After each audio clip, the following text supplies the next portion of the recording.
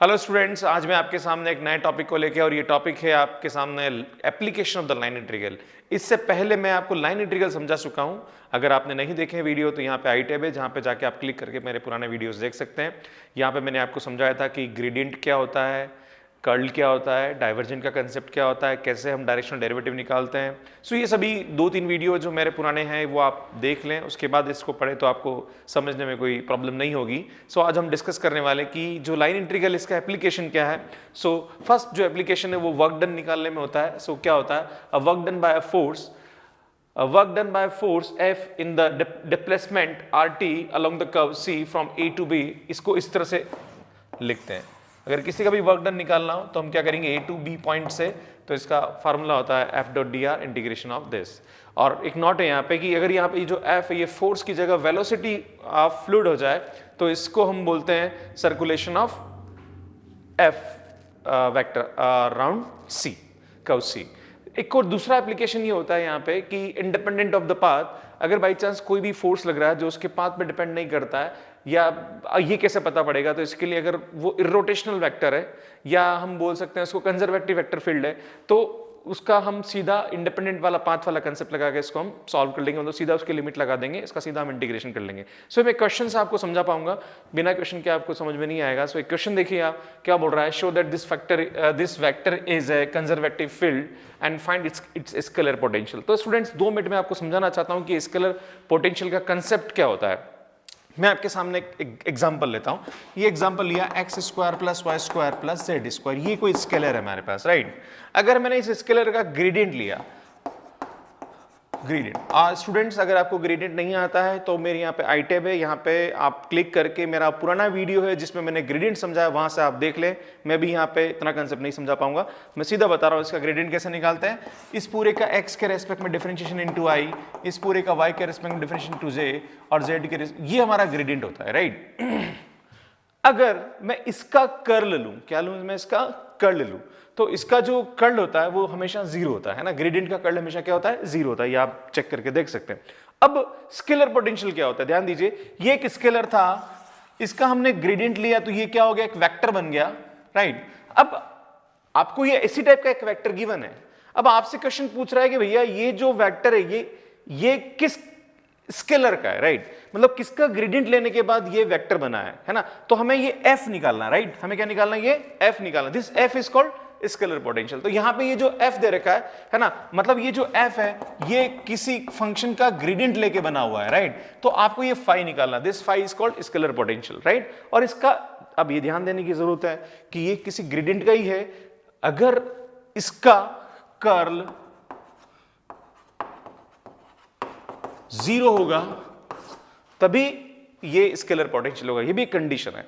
तो मैं आपको सीधी सीधी बात समझा दूं, आपको सबसे पहले इसको ये प्रूव करना है कि इसका कर्ल 0 हो रहा है, दैट इज ये एक इरोटेशनल है या फिर कंजर्वेटिव वेक्टर फील्ड है। अगर इरोटेशनल है तो हम इसका स्केलर फील्ड निकाल सकते, स्केलर पोटेंशियल निकाल सकते हैं, मतलब इसका ग्रेडियंट हम हटा सकते हैं और फिर सीधा हम इसका वर्क डन निकालेंगे। सो स्टूडेंट्स, मैं सीधा क्वेश्चन आपको समझाना चाहूंगा कि कैसे इसको हम सॉल्व करेंगे। सो देखिए आप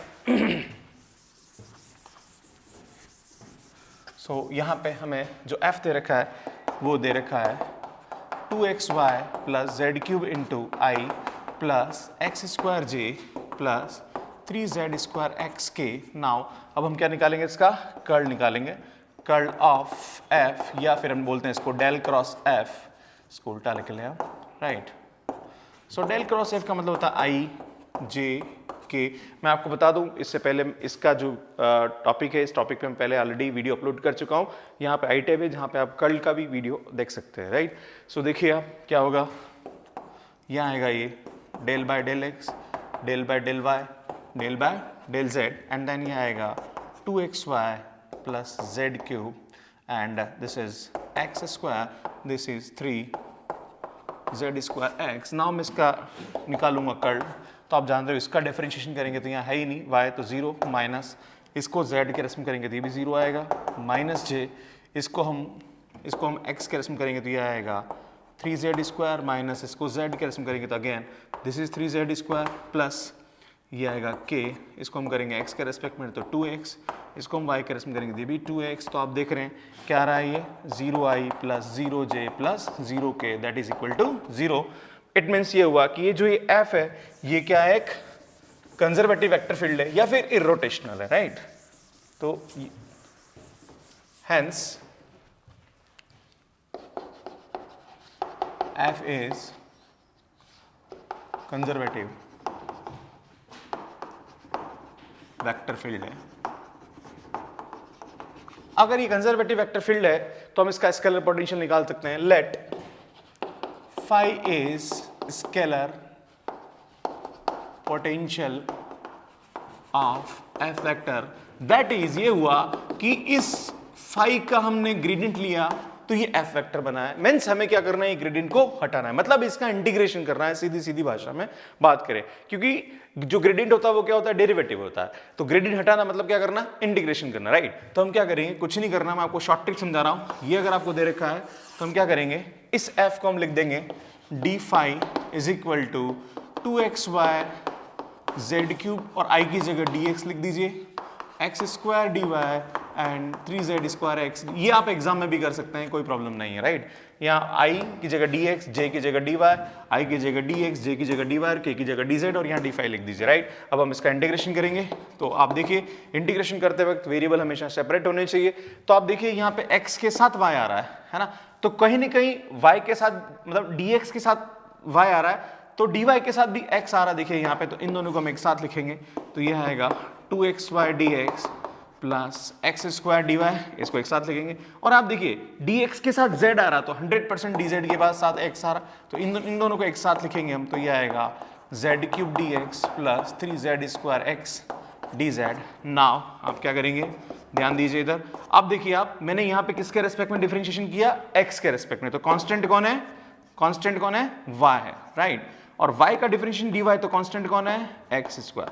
अगर आप इसको u इंटू v से खोलते हैं, अगर आप इसको u इंटू v से खोलते हैं तो आप देख रहे हैं बिल्कुल सही है, हो जाएगा यहाँ पे। प्लस यहाँ पे क्या आएगा, इधर देखिए आप, यहाँ पे हम x के रेस्पेक्ट में करें तो z कांस्टेंट है और z का होगा 3z स्क्वायर, ये आएगा x। ना अब इसका हम क्या करेंगे, सीधा सीधा इंटीग्रेशन करेंगे, राइट। तो ये आएगा मेरा प्लस का c, so phi is equal to ये आएगा x square y plus x z cube plus का c।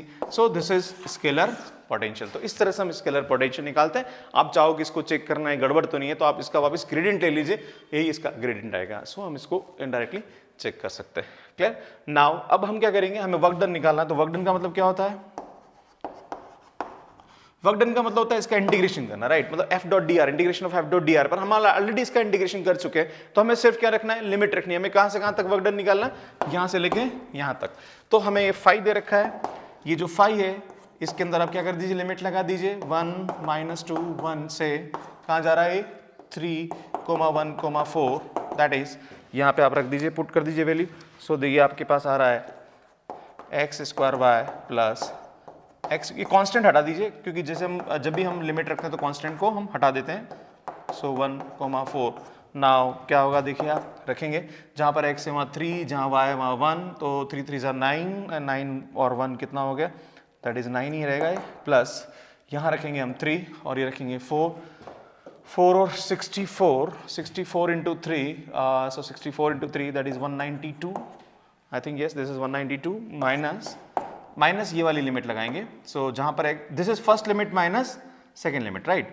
अब जहाँ पर भी x है वहाँ 1 और y की जगह -2, तो दैट इज -2, और जहाँ पर x है वहाँ 1, जहाँ z है वहाँ 1, तो दैट इज +1।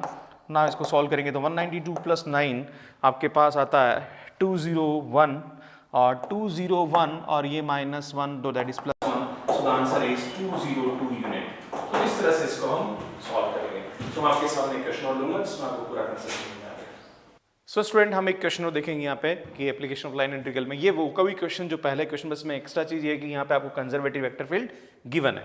सो आप देखिए आप सॉल्यूशन में क्या है, यहाँ गिवन है, क्या गिवन है कि ये जो ए है ये कंजर्वेटिव वेक्टर फील्ड है। मतलब ये हुआ कि इसका जो कर्ल है, curl of a vector is equal to क्या है, 0। मतलब इसका मतलब ये हुआ कि डेल क्रॉस है इज इक्वल टू क्या है, आपको 0 गिवन है ना। तो हम क्या करेंगे, इसका डेल क्रॉस है निकाल ही लेते हैं। सो ये आएगा i j k del by del x, del by del y, del by del z, और यहाँ वैल्यू दे रखी है आपके पास ax y minus z cube, ये आएगा आपके पास a - 2 एक्स स्क्वायर, और ये आएगा आपके पास 1 - a x जेड स्क्वायर। आपको गिवन है ये 0i plus 0j plus 0k के बराबर है, राइट।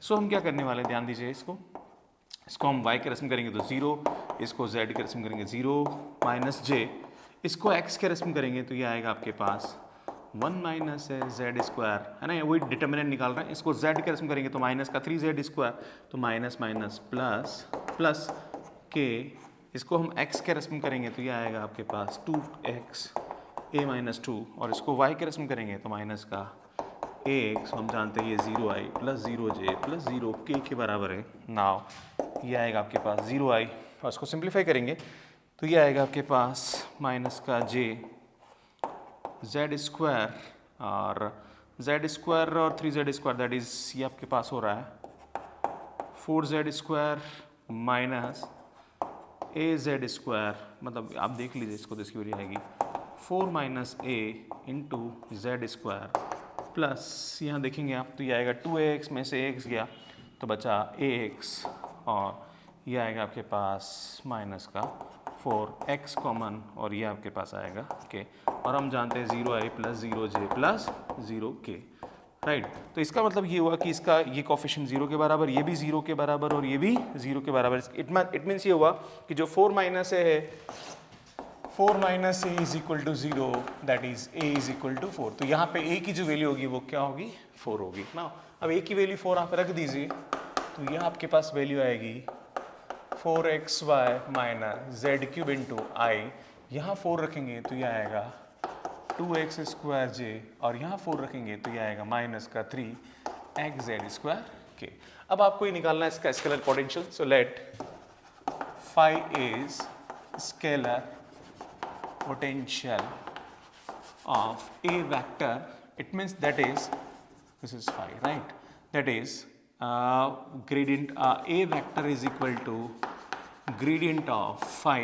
तो हम phi की वैल्यू कैसे निकालेंगे, जहाँ पर a है वहाँ d phi लिख दीजिए 4xy minus z cube into D x plus 2x square dy minus 3x Z square D Z. अब इसका हम इंटीग्रेशन करेंगे। मैंने आप बोला इंटीग्रेशन करने से पहले आपके जो वेरिएबल है वो क्या होने चाहिए, सेपरेट होने चाहिए। सो देखिए आप डी फाई, ध्यान दीजिए यहाँ पे x डी एक्स के साथ y एक्स्ट्रा आ रहा है, तो आप देखिए डी वाई के साथ x एक्स्ट्रा आ रहा है, तो इन दोनों को एक साथ लेंगे। देखिए 2 कॉमन आ रहा है दोनों में, है ना, या 2 कॉमन भी ना लें तो कोई दिक्कत नहीं है। ये आएगा 4xy dx plus 2x square d y, x को एक साथ लिखेंगे माइनस इन दोनों को एक साथ लिखेंगे क्योंकि यहाँ पे x के साथ z आ रहा है तो dz के साथ x भी आ रहा है, तो यहाँ माइनस कॉमन निकाल लीजिए, माइनस माइनस दोनों में आ रहा है, तो ये आएगा z cube D x plus 3x Z square D Z. Now ये आएगा आपके पास डी फाई। देखिए आप, हमने x के रेस्पेक्ट में डिफरेंशिएशन किया, कांस्टेंट कौन है, y का डिफरेंशिएशन डी वाई, कांस्टेंट क्या है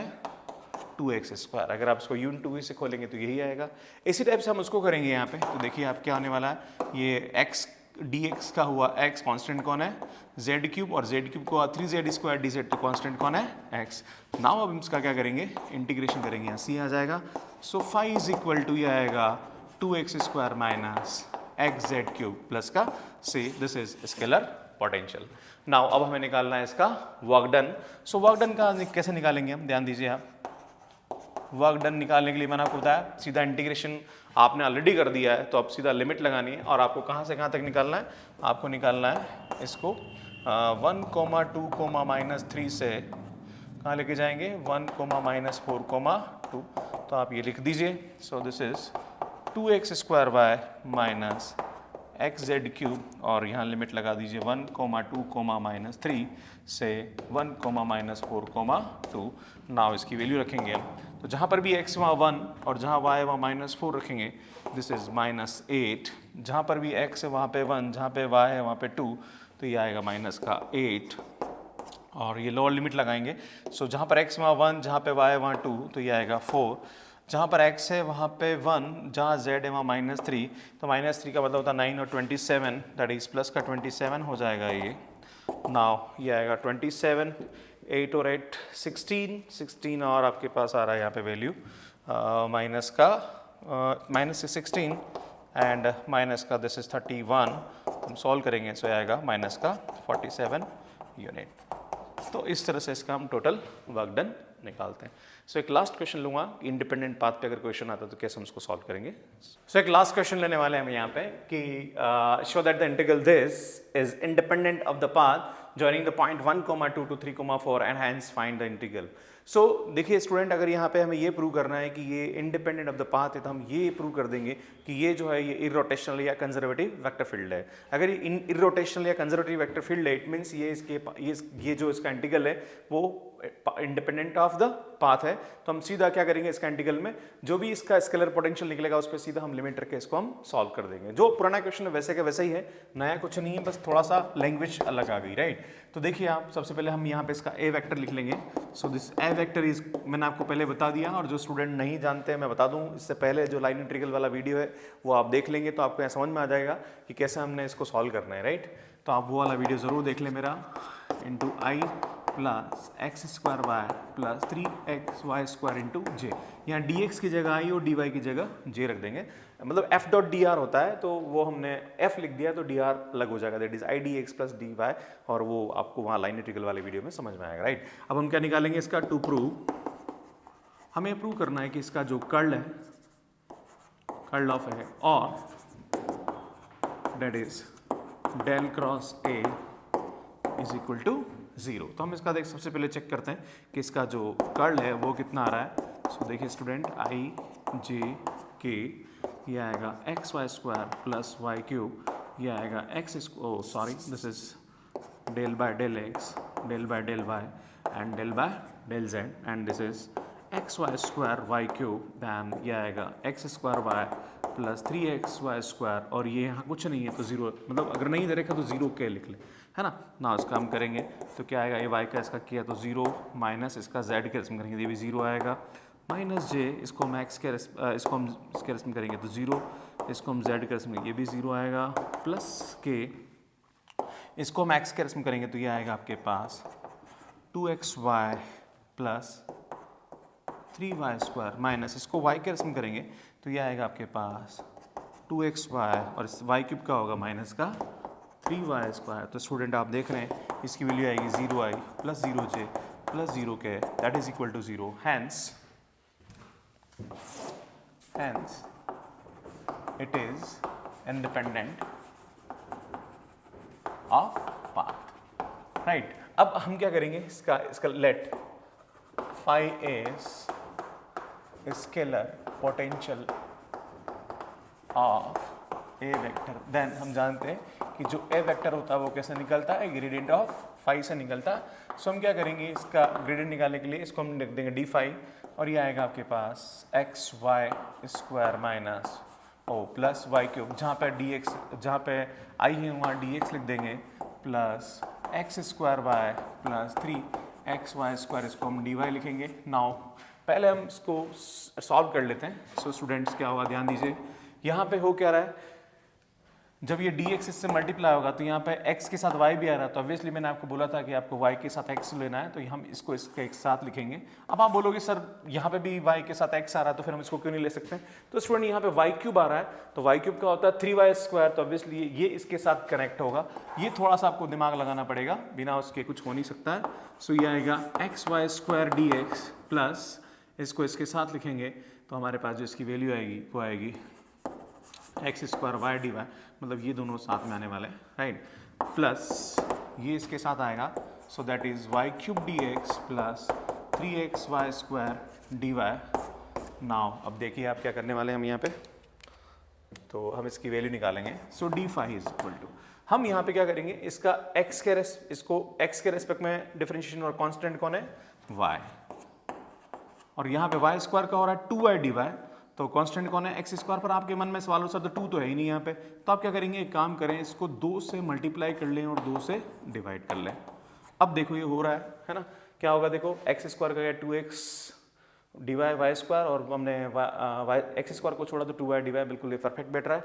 नाउ ध्यान दीजिए, इधर क्या करेंगे हम, किसके रेस्पेक्ट में डिफरेंशिएशन हो रहा है, x के रेस्पेक्ट कांस्टेंट कौन है, y³, और y³ को 3y² dy, कांस्टेंट कौन है, x, तो बिल्कुल परफेक्ट हो गया है। नाउ इसका हम क्या करेंगे, सीधा सीधा इंटीग्रेशन, तो यहाँ से आएगा ये phi x² y² by 2 plus xy³ plus c, this is scalar potential. Now आपको इसका इंटीग्रेशन को सॉल्व करना है, तो हम क्या करेंगे सीधा, मतलब आपको क्या करना है, आपको इस इंटीग्रेशन की वैल्यू निकालनी, that is 1,2 3,4, right, this is x y square plus y cube d y d x, sorry, plus ये आएगा आपके पास x square y plus 3x square y d y is equal to कुछ नहीं होगा, ये जो फाई दे रखा है ये इसका इंटीग्रल है, हम क्या करेंगे सीधे इसकी लिमिट लगा देंगे, और लिमिट कहाँ से कहाँ तक जा रही है, 1,2 से 3,4 तक जा रही है। नाउ इसके लिमिट पुट कर दीजिए।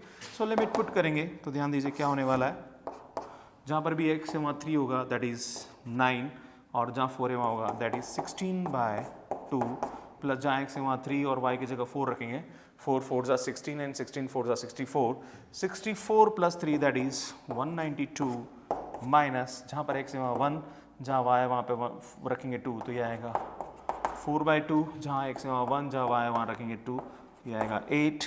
नाउ इसको सॉल्व करेंगे तो ये आएगा 8 9 जा 72 प्लस 192 माइनस का दिस इज 2 प्लस 8 10। नाउ इसको 10 से माइनस करेंगे तो ये आएगा 62, तो वैल्यू आएगी 4, और यहाँ आएगा 6 और 9 15 एंड दैट इज 254 यूनिट इसका आंसर आएगा। सो स्टूडेंट्स, इस तरह से हम इसको सॉल्व करेंगे। तो यहाँ पे मैंने आज आपको समझाया कि what is the application of line integral. मेरे जितने भी वीडियोस हैं उसको लास्ट स्क्रीन पे आ रहे हैं और प्लस साइड टिप पे भी आ रहे हैं। आप जो पुराने वीडियोस कॉम्प्लेक्स पे है, फूरियर पे, लाप्लास पे, डिफरेंशियल कैलकुलस पे, डिफरेंशियल इक्वेशन पे, फूरियर ट्रांसफॉर्म पे, फूरियर सीरीज पे, मैट्रिसेस पे, रैंक, कॉलीमिल्टन थ्योरम, आइगन वैल्यूज आएंगे, ये सभी वीडियोस मैंने अपलोड कर रखे हैं। सो आप लोग देखते रहिए, जहाँ भी अच्छा लगता है प्लीज़ आप कमेंट जरूर करें, शेयर करते रहे अपने फ्रेंड्स के साथ, और जो नोटिफिकेशन बेल है उसको जरूर प्रेस करें सो दैट कि आपको आगे के जो वीडियोस हैं उसके नोटिफिकेशन मिलते रहे। Thank you so much for watching my videos. Thank you.